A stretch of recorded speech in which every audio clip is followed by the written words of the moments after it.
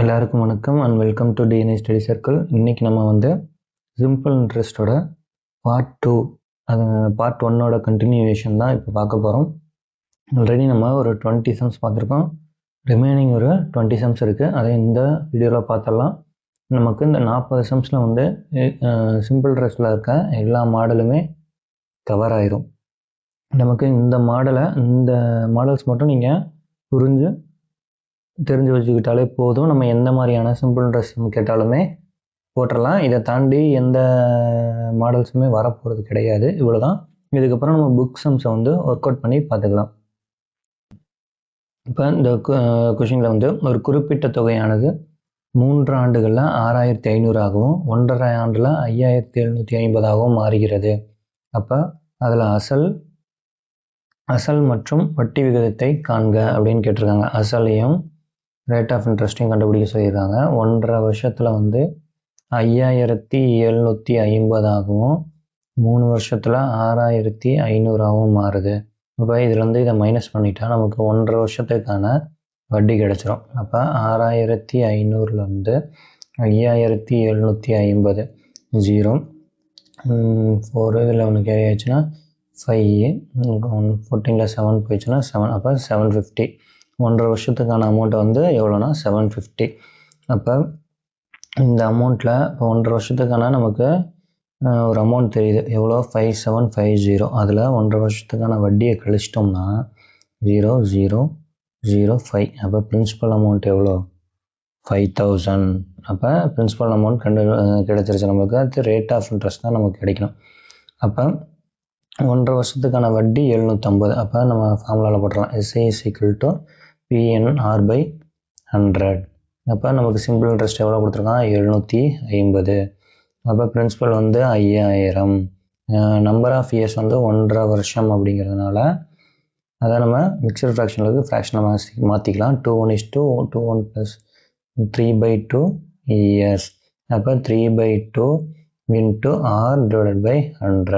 2 0 cancel. இது ஒரு 0க்கு இந்த ஒரு 0 கேன்சல். அடுத்து 5 அடிச்சா 1 5 5 2 5 5 25. 3 அடிச்சுன்னா 5 3 15. அப்போ R = 10%. ஓகேங்களா? அடுத்து நெக்ஸ்ட் சம். ஒரு குறிப்பிட்ட தொகை ஆனது தனி வட்டியில் கடனாக பெறப்படுகிறது. அந்த தொகையானது 2 ஆண்டுகளில் 720 ஆகவும் 2 ஆண்டுகள் எவ்வளோ 720 ஆகவும் மேலும் அதனை தொடர்ந்து 5 ஆண்டுகள், அதுக்கப்புறமா ஒரு 5 வருஷம். அப்போனா ஆல்ரெடி 2 வருஷம் முடிஞ்சது, அதுக்கப்புறம் 5 வருஷம்னா 7ஆவது வருஷம் 1020 மாறுது. இதில் அந்த அசல் தொகை எவ்வளவு அப்படின்னு கேட்டிருக்காங்க. அப்போ இதுலேருந்து நம்ம இதை மைனஸ் பண்ணிட்டா 5 வருஷத்துக்கான நமக்கு வந்து வட்டி கிடைச்சிடும். அப்போ 1020 வந்து 720 போச்சுன்னா 300. அப்போ 5 வருஷத்துக்கு 300 ரூபா அப்படிங்கிறப்ப 2 வருஷத்துக்கு எவ்வளோ? அப்போ 5 6 30 0. அப்போ இதை மேலேனா X = 120. அப்போ 2 வருஷத்துக்கு எவ்வளோ 120 ரூபா வட்டி. அப்போ இந்த ஆல்ரெடி 2 வருஷத்துக்கு 720 ரூபா ஒரு அமௌண்ட் இருக்குல்ல, அதுலேருந்து இந்த 120 ரூபாயை மைனஸ் பண்ணிட்டோன்னா நமக்கு என்ன கிடைச்சிடும் பிரின்சிபல் அமௌண்ட் கிடைச்சிடும். அப்போ எவ்வளோ 600. ஓகேங்களா? அடுத்து ஒரு தொகையானது 10 வருடங்களில் இரட்டிப்பாகிறது. வட்டி விகிதத்தை காண்க. இந்த மாடல் சம் என்னன்னா, இந்த மாதிரி இரட்டிப்பாகிறது, 4 மடங்காகிறது, 8 மடங்காகிறது. இந்த மடங்கு அப்படிங்கிற ஒரு சம் வந்துருச்சுன்னா இப்போ நம்ம வந்து இந்த மாதிரி ஒரு மெத்தட் யூஸ் பண்ணிக்கலாம். என்னென்னா, இப்போ இரட்டிப்பாகிறது அப்படின்னா அதுக்கு ஒரு ஃபார்முலா NR = 100.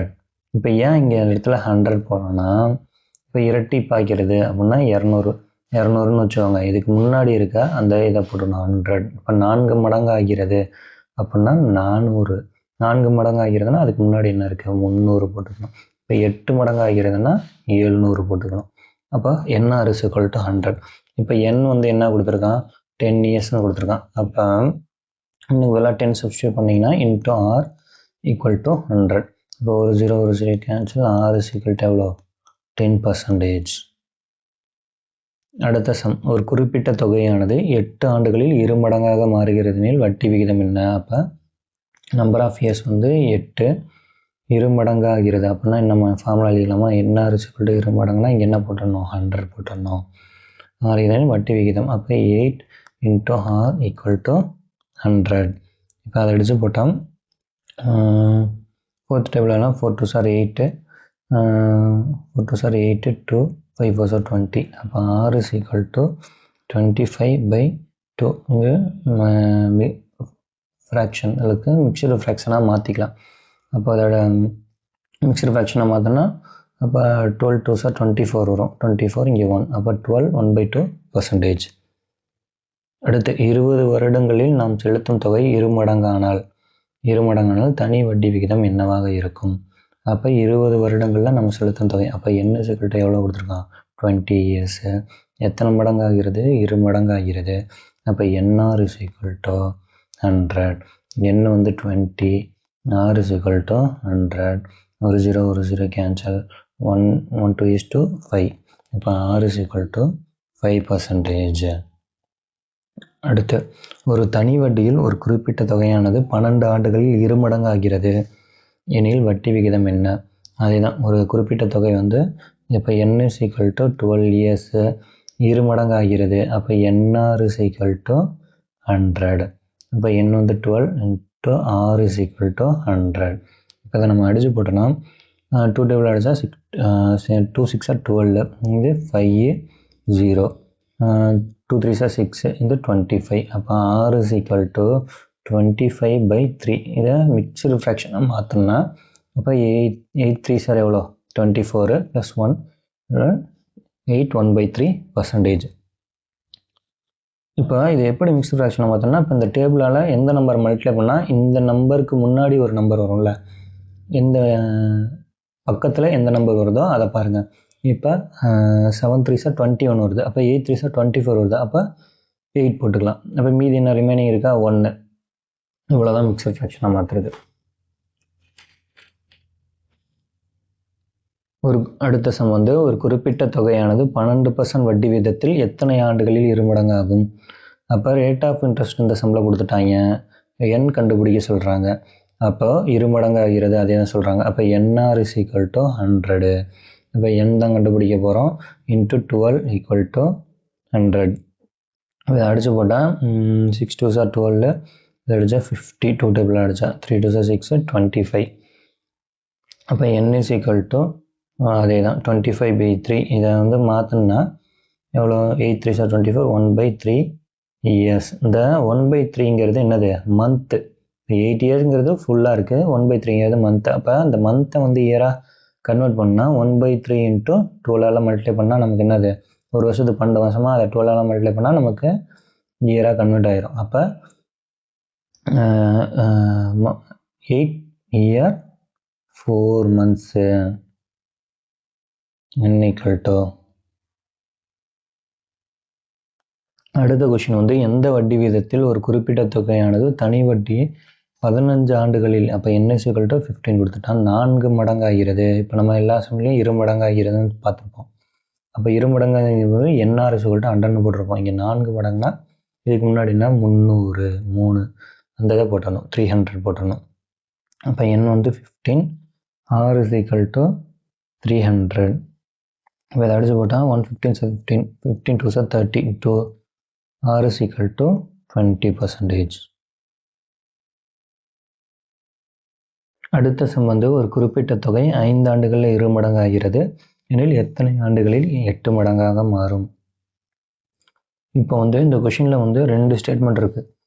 5 ஆண்டில் n = 5, அதில் வந்து 2 மடங்கு ஆகுது அப்படின்னு சொல்லி ஒரு ஸ்டேட்மெண்ட்டும், எத்தனை ஆண்டில் 8 மடங்காக மாறும் அப்படின்னு ஒரு ஸ்டேட்மெண்ட் இருக்குது. ஃபஸ்ட்டு ஸ்டேட்மெண்ட் இப்போ n = 5. அப்போ 2 மடங்குனா NR = 100ன்னு எழுத போகிறோம். இப்போ இதில் ரேட் ஆஃப் இன்ட்ரெஸ்ட் கண்டுபிடிக்கிறோம். 5 × R = 100. 5 அடித்தா 5 2s are 10 0. இப்போ R = 20%. இப்போ R கண்டுபிடிச்சிட்டோமா? இப்போ எத்தனை ஆண்டுகளில் 8 மடங்காக ஆகும் அப்படின்னு கேட்டிருக்காங்க. இப்போ நம்ம ஃபார்முலா NR = நம்ம என்ன சொல்லிட்டோம்? இந்த கொடுத்துருக்க நம்பருக்கு முன்னாடி என்ன? 700. அப்போ n தான் கண்டுபிடிக்க போகிறோம். Into 20 is equal to 700. 10 cancel, 1:2 இது 35. இப்போ n இஸ் ஈக்குவல் டு என்ன 35 இயர்ஸ். இதை 8 மடங்காக மாறுது. இது வந்து அடுத்த சம். ஒரு குறிப்பிட்ட தொகைக்கு 8 ஆண்டுகளில் கிடைக்கும் தனி வட்டியானது அசலை போல் 1/5 மடங்கு எனில் அதன் வட்டி விகிதம் என்ன? நம்பர் ஆஃப் இயர்ஸ் வந்து அப்படியே கொடுத்துட்டான் 8ன்னு.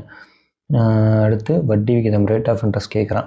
அசலை போல் 1/5 மடங்கு இந்த மாதிரி ஒரு ஸ்டேட்மெண்ட் வந்து கொஷினில் இருந்துச்சுன்னா இப்போ இதை எப்படி எடுத்துங்கன்னா 1/5 இதில் வந்து மேலே இருக்க வேல்யூ வந்து கம்மியாக இருந்துச்சுன்னா அதை சிம்பிள் இன்ட்ரெஸ்ட்னு வச்சுக்கிறோம். கீழே இருக்க வேல்யூ பிரின்சிபல். இதுவே மேலே இருக்க வேல்யூ அதிகமாக இருந்துச்சுன்னா அதை டோட்டல் அமௌண்ட்னு வச்சுக்கணும். கீழே இருக்க வேல்யூ பிரின்சிபல்னு வச்சுக்கணும். இவ்வளோ தான். இந்த அசலை போல் இந்த மாதிரி மடங்கு அப்படின்னு ஃப்ராக்ஷனில் கொடுத்துருந்தாங்கன்னா இந்த மாதிரி நம்ம அதை எடுத்துக்கணும். அப்போ இந்த சம்மில் சிம்பிள் இன்ட்ரெஸ்ட் ஈக்குவல் டு எவ்வளோ 1, பிரின்சிபல் வந்து 5. அப்போ நம்ம என்ன சால்வ் பண்ணிடலாம்? SI is equal to PNR/100. அப்போ சிம்பிள் இன்ட்ரெஸ்ட் எவ்வளோ 1, பிரின்சிபல் வந்து 5, n வந்து 8, R தான் கண்டுபிடிக்க போகிறோம், டிவைடட் பை 100. இப்போ 5th டேபிள் அடித்தா 5 2s are 10 0. இப்போ 2 டேபிள் அடித்தா 4 2s are 8 1 0. திருப்பி அடித்தா 2 5. அப்போ R is equal to 5/2%. அடுத்த சம் வந்து 31வது சம் வந்து ஒரு அசலானது 3 வருடத்தில் 7/6 மடங்காக ஆகுமெனில் அதன் வட்டி விகிதம் எவ்வளவு? அப்போ n is equal to 3 years. இப்போ நம்ம ஆல்ரெடி அந்த ஃப்ராக்ஷன்ஸ் வந்துட்டால் மடங்கு ஃப்ராக்ஷன் வந்துட்டால் நம்ம என்ன சொல்லியிருக்கோம்? மேலே அதிகமாக இருந்துச்சுன்னா அதை டோட்டல் அமௌண்ட்னு வச்சுக்கோம். இதுவே கம்மியாக இருந்துச்சுன்னா சிம்பிள் இன்ட்ரெஸ்ட்னு வச்சுக்கோம். கீழே இருக்கிறது பிரின்சிபல். இப்போ நமக்கு என்னென்னா இதில் வந்து நமக்கு டோட்டல் அமௌண்ட் ஃபார்முலா என்னது? Principal plus simple interest. அப்போ நமக்கு இதுலேருந்து இதை மைனஸ் பண்ணிட்டா நமக்கு என்னது? சிம்பிள் இன்ட்ரெஸ்ட் கிடச்சிருமா? சிம்பிள் இன்ட்ரெஸ்ட் என்னது? 1. அப்போ நமக்கு எல்லாமே இருக்குது. அப்போ என்னது? ரேட் ஆஃப் இன்ட்ரெஸ்ட் தான் கேட்குறாங்க. அப்போ SI is equal to PNR/100. அப்போ சிம்பிள் இன்ட்ரெஸ்ட் எவ்வளோ? 1, பிரின்சிபல் வந்து 6 இன்ட்டு n வந்து எவ்வளோ? 3, R தான் கண்டுபிடிக்க போகிறோம், டிவைடட் பை 100. இப்போ இதை 2 டேபிளில் அடித்தா 2 3s are 6 5 0. அப்போ rate of interest equal to 50 divided by 9. இதை மிக்சர் ஃப்ராக்ஷனில் மாற்றோம்னா இப்போ 9ஓட எதை மல்டிப்ளை பண்ணால் இதுக்கு ரீசெண்டான நம்பர் வரும் பாருங்கள். 9 5s are 45. அப்போ மீதி எவ்வளோ இருக்குது? 5. அப்போ 5/9% தான் ரேட் ஆஃப் இன்ட்ரெஸ்ட். அடுத்த சம் வந்து ஒரு குறிப்பிட்ட அசலுக்கு குறிப்பிட்ட வட்டி விகிதத்தில் கிடைக்கும் தனி வட்டி அதன் அசலை போல் 1/9 மடங்கு. அசலை போல் நம்ம ஆல்ரெடி பார்த்துட்டோம். இந்த மாதிரி வந்தால் என்ன பண்ணணும்னு சொல்லியிருக்கேன்? 1/9. அப்போ மேலே இருக்கிறது வந்து சின்னதாக இருக்கிறதுனால சிம்பிள் இன்ட்ரெஸ்ட்டாக வச்சுக்கிறோம். கீழே இருக்கிறது வந்து பிரின்சிபலாக வச்சுக்கிறோம். அப்போ பிரின்சிபல் வந்து 9, சிம்பிள் இன்ட்ரெஸ்ட் வந்து 1. அந்த தொகைக்கு வழங்கப்படும் வட்டி விகிதமும் காலமும் சமம். அப்போ ரேட் ஆஃப் இன்ட்ரெஸ்ட்டும் நம்பர் ஆஃப் இயர்ஸும் ஈக்குவல் அப்படின்னு கொடுத்துட்டாங்க. இங்கே கொடுத்துட்டாங்களா? காலமும் சமம் எனில் ரேட் ஆஃப் இன்ட்ரெஸ்ட் என்னன்னு கேட்குறாங்க. அப்போ R is equal to n கண்டுபிடிச்சாச்சு. அப்போ SI is equal to PNR/100. Simple interest எவ்வளோ? 1, பிரின்சிபல் எவ்வளோ? 9 இன்ட்டு என்னும் ஆரும் சேம், அதனால் ரெண்டுமே என்னன்னு வச்சுக்கலாம்? என்னன்னே வச்சுக்கலாம். அப்போ இன்ட்டு ஆருக்கு பதிலாக என்னன்னு சப்ஸ்டியூட் பண்ணிக்கலாம், டிவைட் பை 100. இப்போ அந்த 100 இங்கிட்டு போயிடுச்சுன்னா n² is equal to 100/9. அப்போ n is equal to இந்த ஸ்கொயர் இங்கிட்டு போயிடுச்சுன்னா அது ரூட்டாக மாறிடும், 100/9. இப்போ இதுக்கு ரூட் எடுத்தால் 10/3. அப்போ நம்பர் ஆஃப் இயர்ஸ் எவ்வளோ? 10/3. இதை வந்து மிக்ஸ்டு ஃப்ராக்ஷனில் மாற்றினா 3 3s are 9 + 3 3s are 9, 9 + 1 10, 10/3%. அப்போ சாரி இயர்ஸ் 3 1/3 இயர்ஸு. அப்போ நம்ம ஆல்ரெடி என்ன பார்த்தோம்? n is equal to R, என்னும் ஆரும் சமம் அப்படின்னு சொல்லியாச்சு. அப்போ ஆரும் என்ன தான்? 3 1/3%.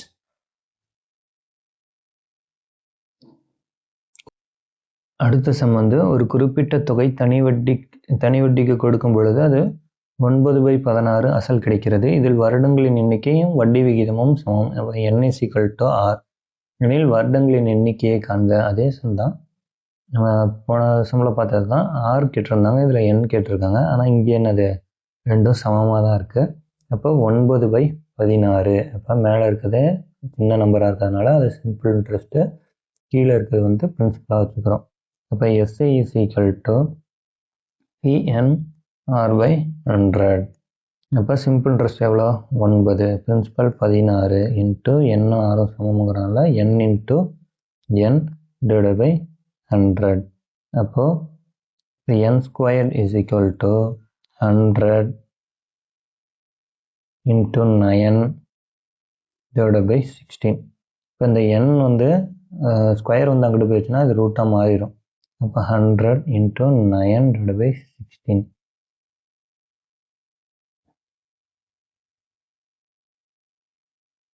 இப்போ இதுக்கு ரூட் எடுத்தால் n இஸ் ஈக்குவல் டு 10, இது வந்து 3, இது வந்து 4.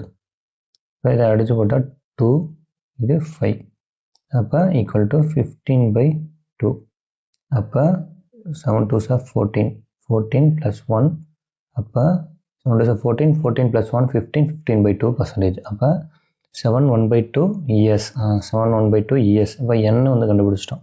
இப்போ ரேட் ஆஃப் இன்ட்ரெஸ்ட்டும் என்னவாக தான் இருக்கும், 7 1/2%. ஏன், n is equal to r, ரெண்டுமே சமமும் சொல்லிட்டாங்க.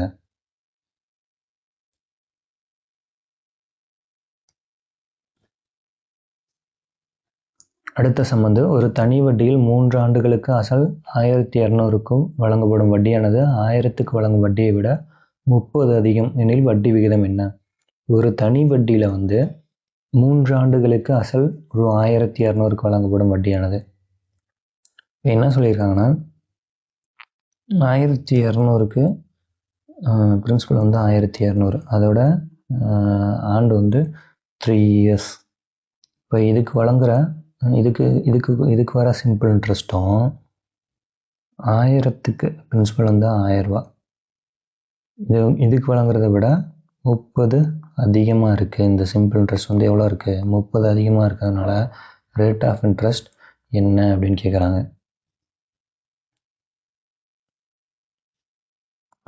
இங்கேயும் 3 years. ஒரு தனி வட்டியில் 3 ஆண்டுகளுக்கு, 3 ஆண்டு மொத்தமாக ஒரு 3 வருஷம் எடுத்துக்கிறோம். அசல் வந்து 1200, வழங்கப்படும் வட்டியானது 1000க்கு வழங்கும் வட்டியை விட அதிகம். இதுக்கு ஒரு சிம்பிள் இன்ட்ரெஸ்ட் வரும், இதுக்கு ஒரு சிம்பிள் இன்ட்ரெஸ்ட் வரும். இப்போ இந்த சிம்பிள் இன்ட்ரெஸ்ட் வந்து இந்த 1000 ரூபாய்க்கு ஒரு வட்டியை விட 30 ரூபா அதிகமாக வருது அப்படின்னு சொல்கிறாங்க. அப்போ ரேட் ஆஃப் இன்ட்ரெஸ்ட் என்னன்னு கண்டுபிடிக்கணும். அப்போது அதனை விட அப்படின்னு வந்துச்சுன்னா இந்த அமௌண்ட்டை அந்த அமௌண்ட்டையும் மைனஸ் பண்ணணும். நமக்கு தெரியும் already SI is equal to PNR/100 தான். இப்போ இதுக்கு ஒரு ஃபார்முலா, அதுக்கு ஒரு ஃபார்முலா. இப்போ 1200 into number of years 3A into rate of interest கண்டுபிடிக்க போகிறோம், டிவைடட் பை 100 மைனஸ் 1000 இன்ட்டு 3 வருஷம் தான் ரேட் ஆஃப் இன்ட்ரெஸ்ட் கண்டுபிடிக்க போகிறோம், டிவைடட் பை 100. எவ்வளோ அதிகமாக வருது, 30. இது சிம்பிள் இன்ட்ரெஸ்ட் கண்டுபிடிக்கிறத ஃபார்முலா, இந்த இதுக்கான சிம்பிள் இன்ட்ரெஸ்ட் கண்டுபிடிக்க ஃபார்முலா. இப்போ இந்த சிம்பிள் இன்ட்ரெஸ்ட் இந்த சிம்பிள் இன்ட்ரெஸ்ட் மைனஸ் பண்ணும்போது நமக்கு எவ்வளோ வரணும், 30 வரணும். அதை தான் நம்ம இங்கே டிரைவ் பண்ணி எழுதியிருக்கோம். இப்போது 00க்கு 00 கேன்சல், இந்த 00க்கு இந்த 00 கேன்சல். இப்போ இந்த ரெண்டு ஈக்குவேஷன்லேயும் இந்த ரெண்டு இதுலேருந்து R வந்து காமனாக இருக்கா, ஆரை காமனாக எடுத்துக்கலாம். அப்போ 12 into 3 எவ்வளோ, 36. இங்கே 3 into 10 30 ஈக்குவல் டு 30. அப்போ இதில் வந்து இதை மைனஸ் பண்ணால் R ஈக்குவல் டு 30. ஆறால் எழுத 5 6 30. அப்போ R ஈக்குவல் டு எவ்வளோ, 5%.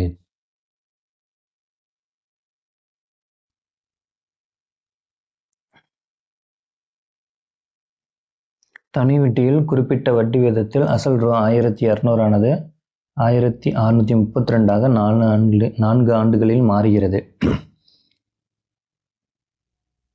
அடுத்த சம் வந்து, தனி வட்டியில் குறிப்பிட்ட வட்டி விகிதத்தில் அசல் ரூ 1200 ஆனது ரூ 1632ஆக 4 ஆண்டுகளில் மாறுகிறது.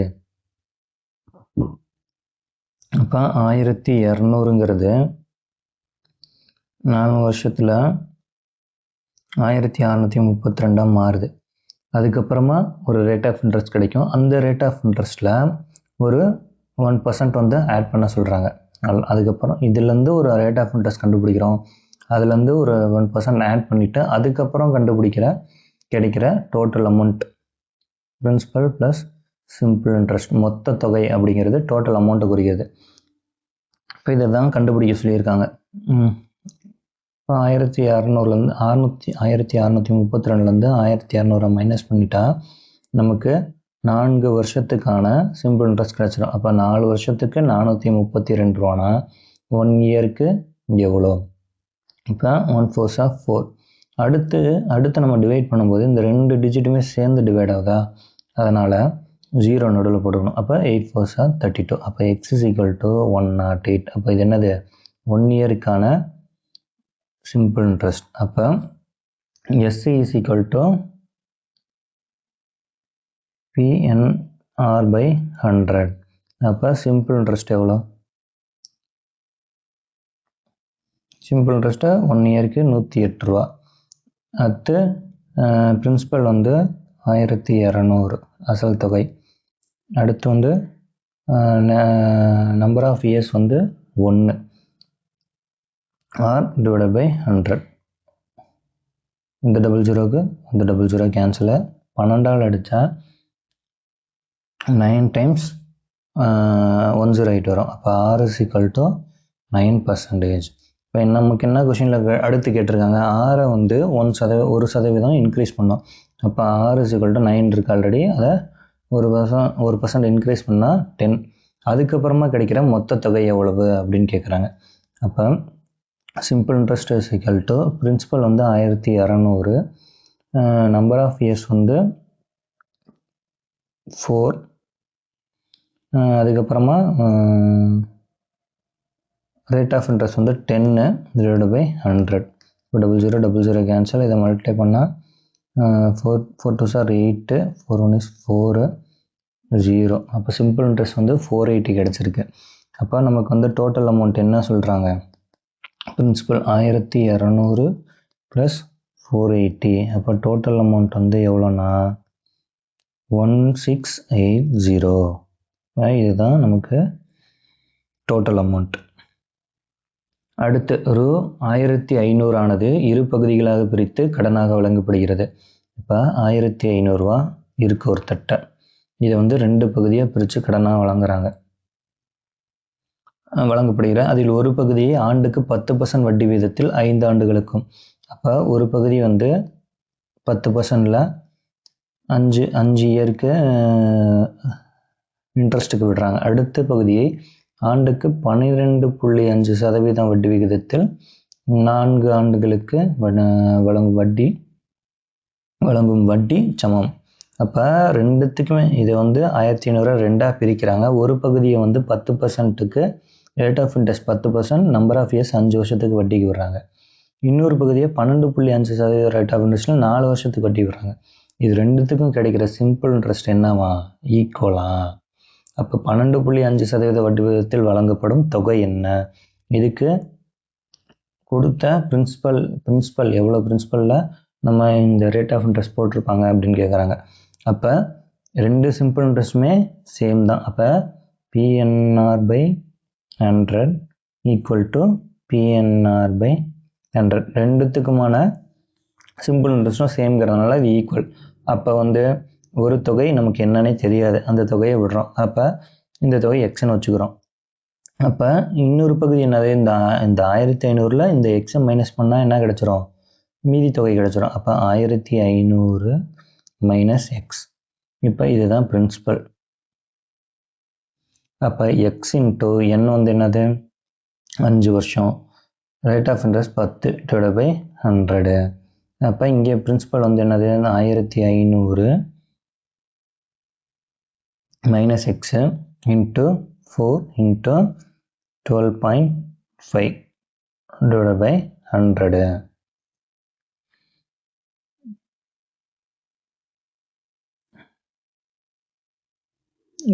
இப்போ இந்த 100க்கும் இந்த 100ம் கேன்சல். இந்த 4 × 12.5 மல்டிப்ளை பண்ணிங்கன்னா உங்களுக்கு 5 4 சார் 20, 2 4 2 சார் 8, 9 10, மேலே 1 4 1 is 4 5, அப்போ 50 வந்துடும். இப்போ இது ரெண்டுத்தையும் மல்டிப்ளை பண்ணால் உங்களுக்கு என்ன வந்துடும்? 50 வந்துடும். ஆல்ரெடி இங்கே ஒரு 50 இருக்கா, அது இதையும் கேன்சல் பண்ணிடலாம். அப்போ x = 500 மைனஸ் எக்ஸ். அப்போ இந்த எக்ஸ் இங்கே கூட வந்துச்சுன்னா எக்ஸ் ப்ளஸ் எக்ஸ் 2x ஆயிரும், = 1500. இப்போ இதை அடித்தோன்னா x = 750. அப்போ நமக்கு எக்ஸுங்கிறதுக்கு ஒரு வேல்யூ கிடச்சிருக்கு. அப்போ இந்த வேல்யூவில் நம்ம கொண்டு போய் சப்ஸ்டியூட் பண்ணால் நமக்கு என்ன கிடச்சிரும்? எவ்வளோ பகுதியை பிரித்து நம்ம வந்து இன்வெஸ்ட் பண்ணியிருக்கோம் அப்படிங்கிறது கிடச்சிரும். அப்போ P = 750. இது ஃபஸ்ட் பார்ட். அடுத்து P = 500 மைனஸ் எக்ஸ். அப்போ இதுலேயும் எவ்வளோ? 1500 மைனஸ் 750. அப்போ பிரின்சிபல் எவ்வளோ? இதுலேயும் 750 தான். அப்போ அமௌண்ட் வந்து ரெண்டுத்துலையும் 750 இன்வெஸ்ட் பண்ணியிருக்காங்க. ரெண்டுமே என்னது? ரெண்டுத்துக்கும் கிடைக்கிற வட்டி சமமாக இருக்குது. இயர் டிஃப்ரென்ஸ்னால ரெண்டு பிரின்சிபலும் என்ன ஆகுது? சேமாக வருது. அடுத்த கொஷின். திரு தாமஸ் என்பவர் 13,900 ரூபாய் ஏ மற்றும் பி ஆகிய இரு திட்டங்களின் கீழ் முறையே, அதை வந்து ரெண்டாக பகுதியாக பிரிச்சுருக்கோம். இப்போ இங்கே ஏ திட்டம்னு ஒன்று வச்சுருக்காங்க, பி திட்டம்னு வச்சுருக்காங்க. முறையேனா ஃபஸ்ட்டு வந்து 14% கொடுக்குறார் ரேட் ஆஃப் இன்ட்ரெஸ்ட். அடுத்த இந்த பி திட்டம்ல 11% வட்டி விகிதத்தில் முதலீடு செய்கிறார். 2 ஆண்டு முடிவில் மொத்தமாக கிடைக்கும் தனி வட்டி ரூ. 3508 எனில் இப்போ ரெண்டுத்தையும் சேர்த்து சிம்பிள் இன்ட்ரெஸ்ட் எவ்வளோ கிடைக்குன்னா 3508. இப்போ 2 ஆண்டு முடிவில், அப்போ நம்பர் ஆஃப் இயர்ஸ் என்ன? இங்கேயும் 2, இங்கேயும் நம்பர் ஆஃப் இயர்ஸ் வந்து 2. அப்போ ரெண்டுத்தையும் சேர்த்து அவருக்கு வந்து தனி வட்டி எவ்வளோ கிடைக்குதா? 3508. அது அங்கே வந்து வட்டி சமம்னு போன சம்பளம் பார்த்தோம். இந்த சம்பளம் ரெண்டுத்தையும் சேர்த்து எவ்வளோ கேட்குறாங்க? 3508 வந்து வருது அப்படின்னு கேட்குறாங்க. அதே தான். இப்போ நம்ம PNR/100 ரெண்டுத்தையும் சேர்த்துங்கிறதால அதையும் ப்ளஸ் பண்ணிக்க போகிறோம். PNR/100 அப்போ ஈக்குவல் டு எவ்வளோ கிடைக்கிது நமக்கு? 3508. அதே தான். இப்போ இந்த பகுதி வந்து நமக்கு என்னன்னு தெரியாது, எக்ஸ்ன்னு வச்சுக்கிறோம். அடுத்த பகுதி வந்து 13900 மைனஸ் எக்ஸ் அப்படின்னு வச்சுக்க போகிறோம். அப்போ எக்ஸ் இன்ட்டு என் வந்து என்னது? 2 years, ஆர் வந்து 14% /100 ப்ளஸ் இந்த எக்ஸ் வந்து என்னது? 13900 மைனஸ் எக்ஸ் இன்ட்டு என் வந்து என்னது?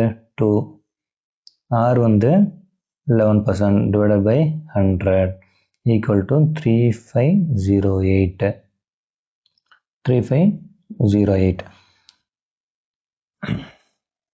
இப்போ இதை மல்டிப்ளை பண்ணிக்கலாமா? 14 × 2 எவ்வளோ? 28x /100 ப்ளஸ் இப்போ இது வந்து இது ரெண்டுத்தையும் மல்டிப்ளை பண்ணால் உங்களுக்கு 22 வரும்.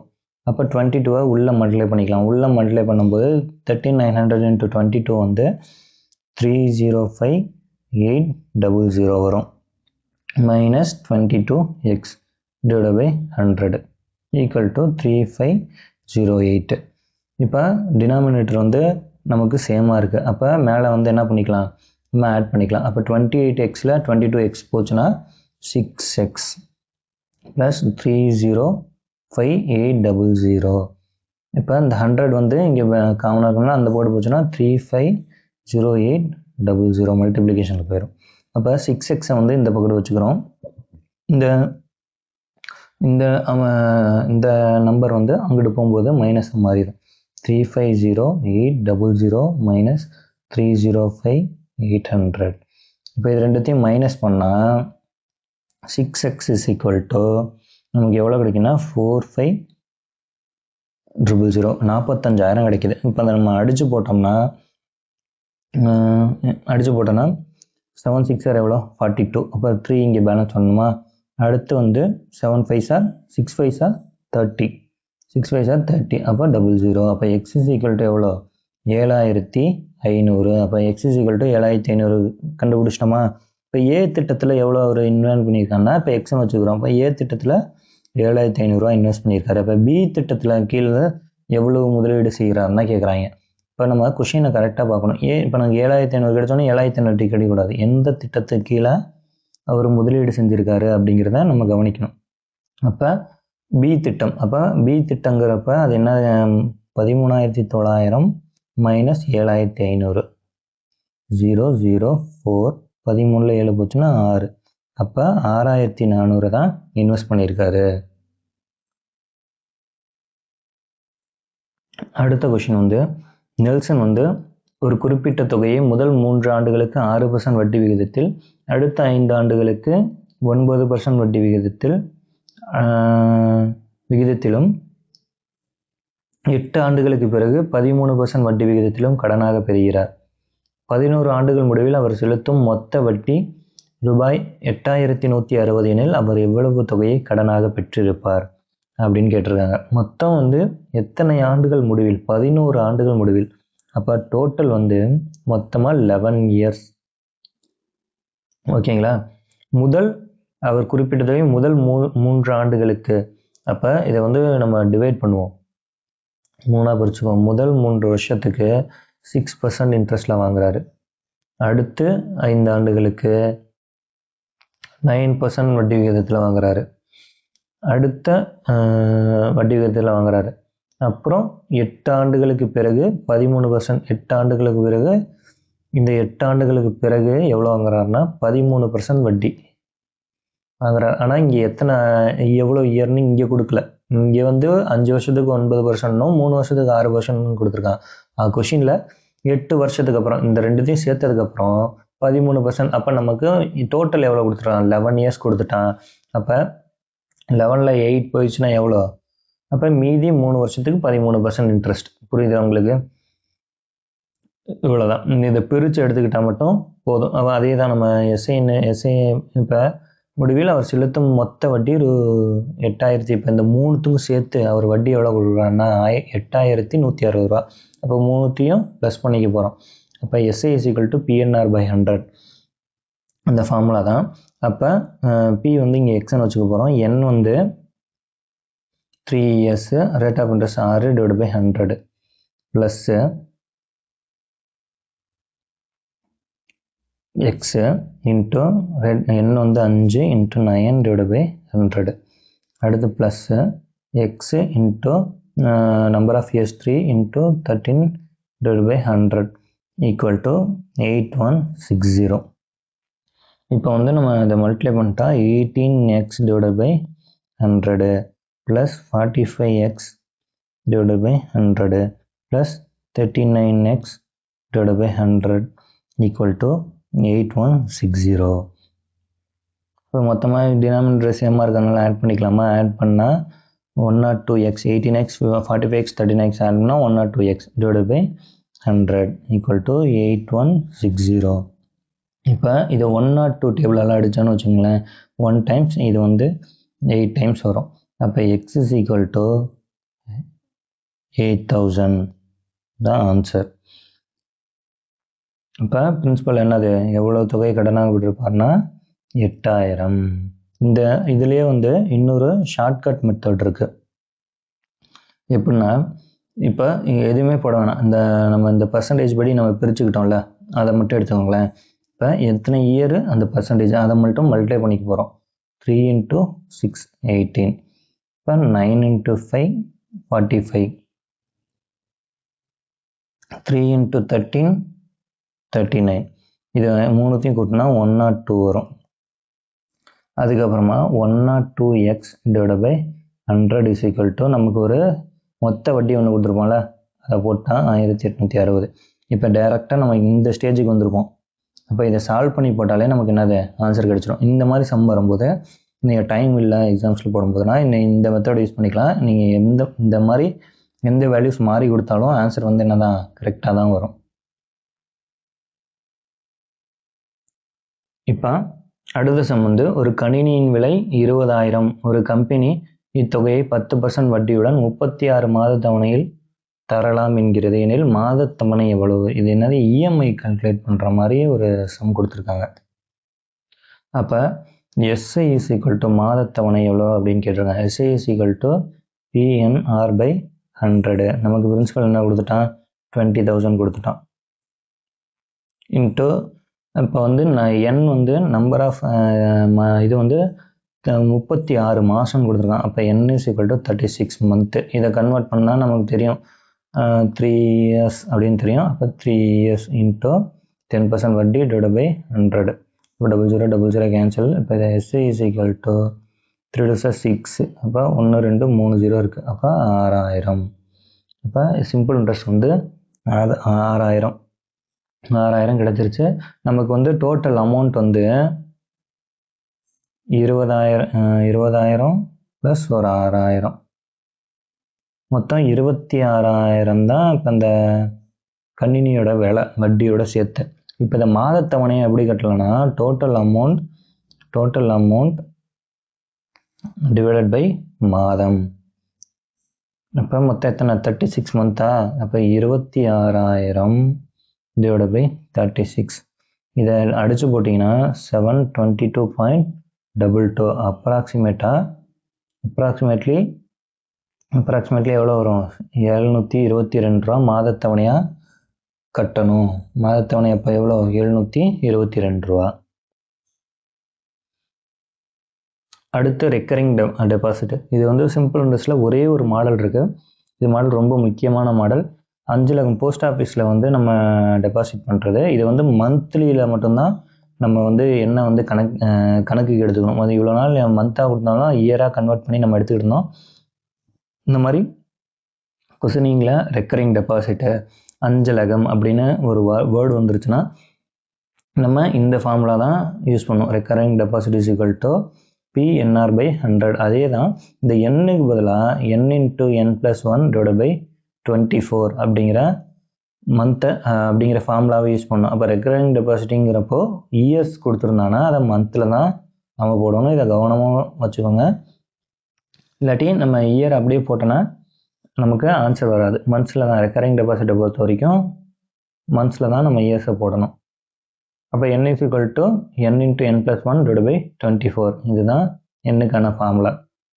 அதில் ஒரு மாடல் பார்க்கலாம். விஷால் ஒவ்வொரு மாத துவக்கத்திலும் ரூ. 200 ஒரு அஞ்சலகத்தில் 5 ஆண்டுகளுக்கு செலுத்தி வந்தார்.